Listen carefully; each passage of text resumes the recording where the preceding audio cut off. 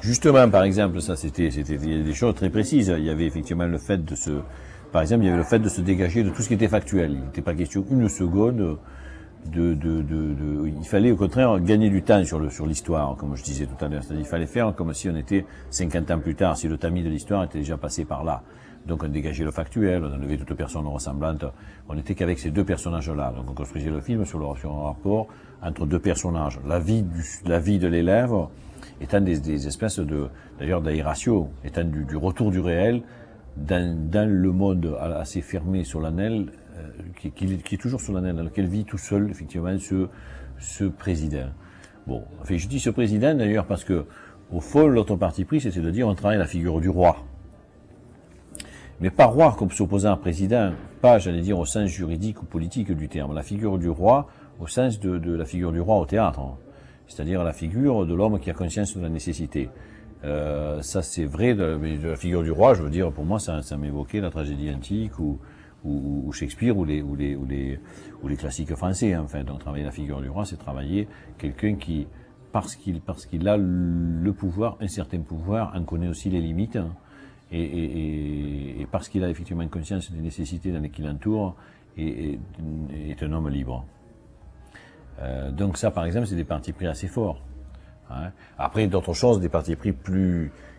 Bon, par exemple, je sais que moi, je tenais absolument à ce qu'il y ait une scène, par exemple, où on voit ce personnage dénudé. Bon, c'est-à-dire pourquoi? Pour ramener effectivement ce personnage dans l'universel de l'humanité absolue. Je veux dire, un homme déshabillé, c'est-à-dire sans les attributs du pouvoir, sans son manteau noir et sans son chapeau, dans une baignoire, je veux dire, c'est un vieil homme qui est comme tous les vieils hommes du monde. Justement, vous parlez de ce rapport du vieil homme et du jeune homme.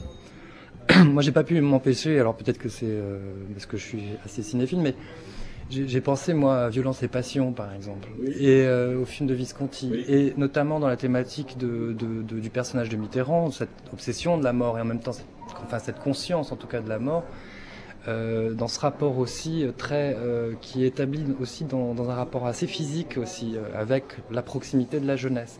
Est-ce que justement c'est des choses auxquelles vous aviez pensé et, concrètement, et est-ce que justement vous touchiez là quelque chose qui était de l'ordre d'un peu de l'idée de la décadence, au sens noble, hein, pas au sens décadence chaos, mais au sens le déclin. Ouais. Oui, le déclin. Mais je crois que le déclin c'est une chose qu'on peut enfin, c'est une chose qui existe.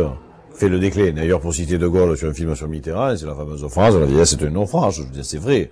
Donc le naufrage, oui. Parce qu'il y a des choses qui sont comme ça. Et justement, et le naufrage du corps aussi. Donc bien sûr que, je veux dire,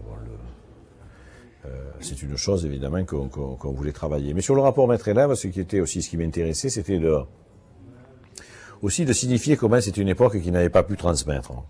C'est-à-dire, il s'est passé quelque chose, il y a quelque chose qui s'est interrompu. La scène, évidemment, entre Jalil et Michel, à la fin du film, où lui dit, mais en fait, la paix sociale, d'accord, mais le rêve égalitaire continue à exister, je veux dire, et la lutte des classes, effectivement, n'a fait que s'accentuer, même si elle s'est déplacée, parfois d'ailleurs, si elle est passée d'un terrain, effectivement, j'allais dire national, à un terrain mondial, enfin, je veux dire, l'opposition riche-pauvre, la contradiction riche-pauvre, c'est une contradiction qui existe plus fortement qu'effectivement que jamais. Et c'est vrai qu'il y a eu une cassure. Il y a eu une cassure dans la transmission d'un modèle, c'est-à-dire que le modèle, effectivement, le modèle d'alternative sur lequel on a fonctionné pendant un siècle et demi, qui est quand même un modèle d'appropriation collective des moyens de production, qui est le modèle doctrinal du socialisme. Pas socialisme, parti socialiste, je m'en fous de ça.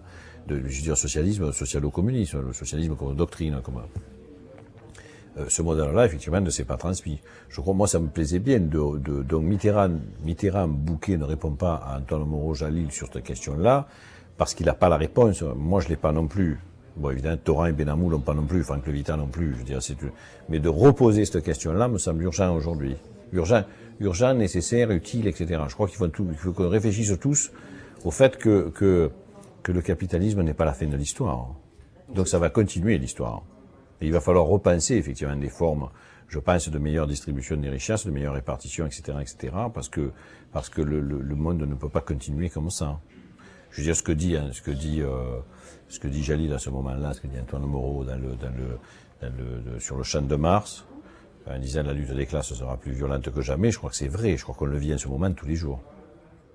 Est-ce que justement dans ce sens-là, vous pensez que François Mitterrand, dans le domaine de la transmission, c'est quelque part un peu un échec, mais que la figure dans l'histoire, c'est une réussite? Exactement. C'est-à-dire que je pense que la figure de 71 à 81, c'est-à-dire avant la prise du pouvoir, puis la prise du pouvoir est un échec. Mais les principes sur lesquels la prise du pouvoir devient effective et réussie d'ailleurs, ça, effectivement, ça reste effectivement une réussite. Hein. Et ça, je pense que c'est quelque chose qu'on peut méditer aujourd'hui très fortement. Et d'ailleurs, comme tout travail, je veux dire, si on travaille sur un personnage historique, mais si c'est pas pour éclairer le réel aujourd'hui, ça m'intéresse pas. Donc il s'agissait pas justement d'une reconstitution maniaque. Je crois que les questions que pose le film sont des questions qui nous interrogent là, maintenant, aujourd'hui. Donc forcément d'éviter, obligatoirement aussi d'éviter, comme disait Franco Vita, toute part scandaleuse potentielle au livre de Benabou, parce que c'est non, mais toutes les histoires voici, gala, etc. Enfin, je veux dire, moi, je suis pas trop, j'ai jamais été trop de ce côté-là, hein, je veux dire, donc c'est pas, comme disait De Gaulle, c'est pas 50